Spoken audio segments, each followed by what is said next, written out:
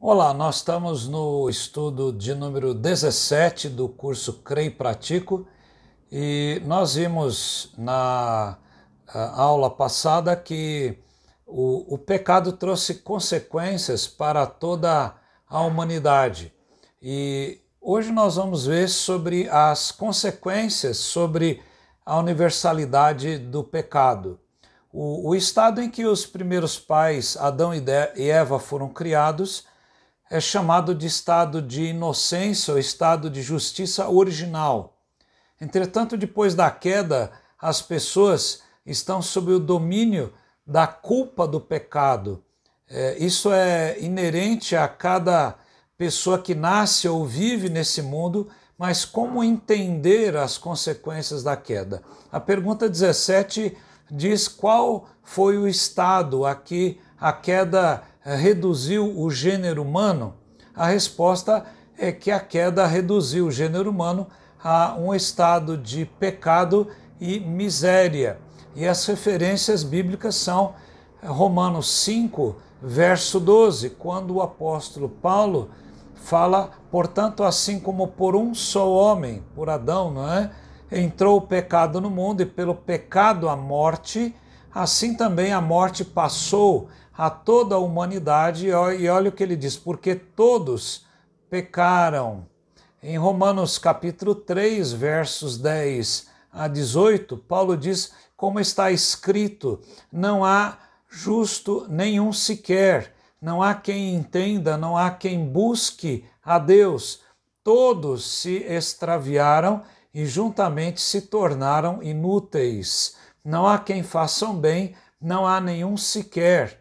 A garganta deles é sepulcro aberto, com a língua enganam, veneno de víbora está nos seus lábios, a boca eles a têm cheia de maldição e amargura, os seus pés são velozes para derramar sangue inocente, nos seus caminhos há destruição e miséria, eles não conhecem o caminho da paz, não há temor diante dos seus olhos. Então, olha quantas consequências Paulo mostrando e dizendo que no mundo não há nenhum justo sequer, não há quem entenda, não há quem busque a Deus, não há temor diante das pessoas, diante dos seus olhos, não é? Em Gálatas 3,10, o apóstolo Paulo diz, porque todos os que são das obras da lei estão debaixo da maldição, porque está escrito, maldito todo aquele que não permanece em todas as coisas escritas no livro da lei para praticá-las. Então, todos os que são das obras da lei estão debaixo desta maldição, não é? Então, todos estão sob o pecado de Adão. Não há como você fugir, você pode negar, você pode dizer que não crê nisto, mas essa é a realidade. É só olhar para o mundo à sua volta, as guerras, a maldade que parte do coração humano. Veja que o pecado, que é a causa, veio primeiro, e a miséria humana é o efeito, veio logo em seguida. E pelo mau uso do livre arbítrio e pela desobediência, a humanidade foi toda contaminada pelo efeito do pecado dos primeiros pais.